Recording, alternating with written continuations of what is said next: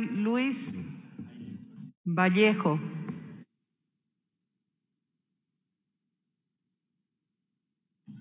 Gracias, señora presidenta, por concederme el uso de la palabra. Colegas legisladores, buenas tardes. Un saludo a las y los ciudadanos que acompañan este importante debate mediante las diferentes plataformas telemáticas. Un saludo muy especial a la provincia del Carchi, provincia fronteriza del norte ecuatoriano. Saludo también a todos y todas en cada uno de los territorios de las fronteras que hoy seguramente debaten conjuntamente con nosotros. Quisiera iniciar mi intervención agradeciendo a todas las personas que participaron en la construcción de este informe, a los actores territoriales, a la academia, a los equipos técnicos, a todas y todos, muchas gracias.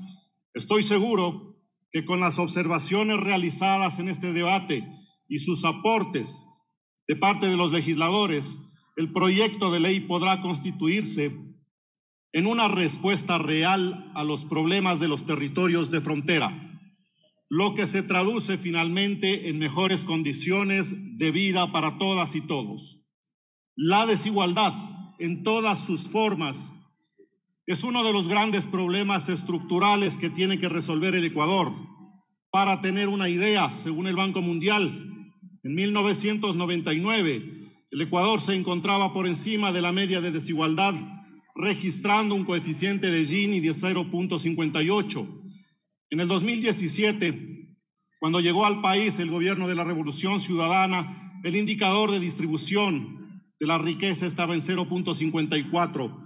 Y luego de 10 años, lo dicen los propios datos del Banco Mundial, se logró reducir 10 puntos en el coeficiente de Gini. Esa es la década ganada, cuando la dignidad del pueblo era regla, cuando el ejercicio de los derechos no se condicionaba al peso de las chequeras, al respaldo en las cuentas o al pedigrí de clase. O para resumir, cuando sí existía un gobierno. En el 2017, Ecuador registró el punto más bajo de desigualdad de su historia, con un coeficiente de 0.44. Eso es transformar el país, no en 100 minutos de demagogia, sino en 10 años de trabajo incansable. No inaugurando un poste de luz en un año de gestión, sino fundando un Estado en 10 años de construcción.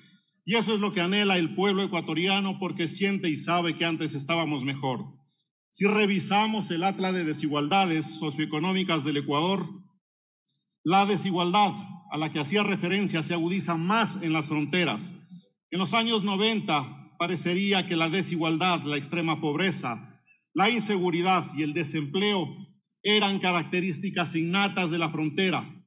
Esos datos me hacían recordar cómo la inequidad territorial nos hizo migrar a muchos de nosotros a la capital para poder estudiar o conseguir un tratamiento médico inexistente en nuestros territorios, o incluso para intentar ejercer nuestro derecho ante la ausencia de Estado. Seguramente todos recordamos eso. Preguntémonos cuántos de los presentes llegamos a Quito producto de la inequidad territorial. Al respecto, si existe duda, tal vez algunos de sus familiares o amigos logró ejercer con dignidad sus derechos a la educación, salud de calidad o servicios dignos, como el registro civil en sus territorios. Y eso es gracias a ese gobierno, al que algunos denostan cada vez que tienen oportunidad. Recuerdo, para la anécdota, colegas legisladores, que el registro civil de Tulcán teníamos la principal preocupación, no aquella de las filas largas, no aquella del retraso, no aquella de pensar cuánto nos van a cobrar los tramitadores. La principal preocupación era que no se caiga la casa vieja en la que funcionaba esta institución. Esa era la realidad a la que lamentablemente con el neoliberalismo autoritario estamos volviendo. No solo es abandono del gobierno, también es improvisación.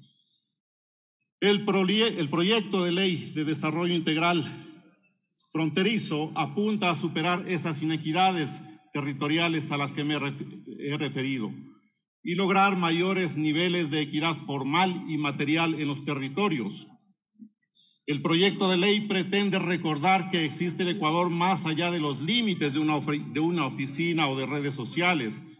Si bien el proyecto de ley pretende superar lo declarativo de la ley vigente, lo cual terminó en un franco incumplimiento, considero que es importante pensar sobre todo en garantizar recursos para lograr que la ley se haga efectiva.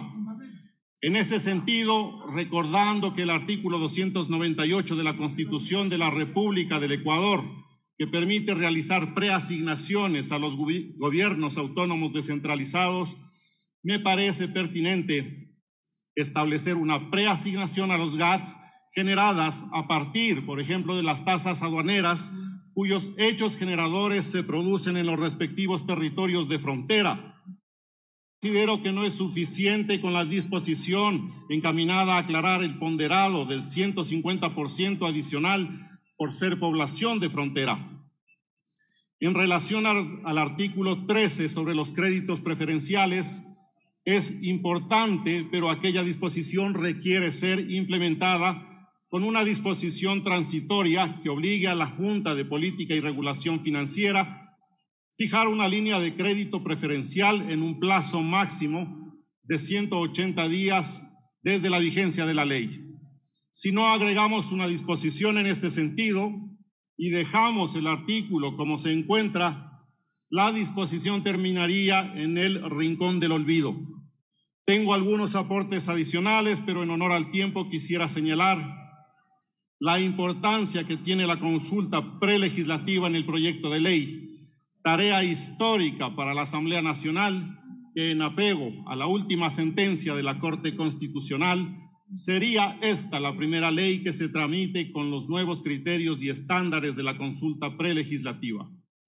Finalmente, considero que las fronteras no deben ser concebidas únicamente como límites, deben entenderse como espacios de emancipación, de producción y reproducción de la vida, deben entenderse como el rostro del Estado, como la primera línea de defensa de la soberanía.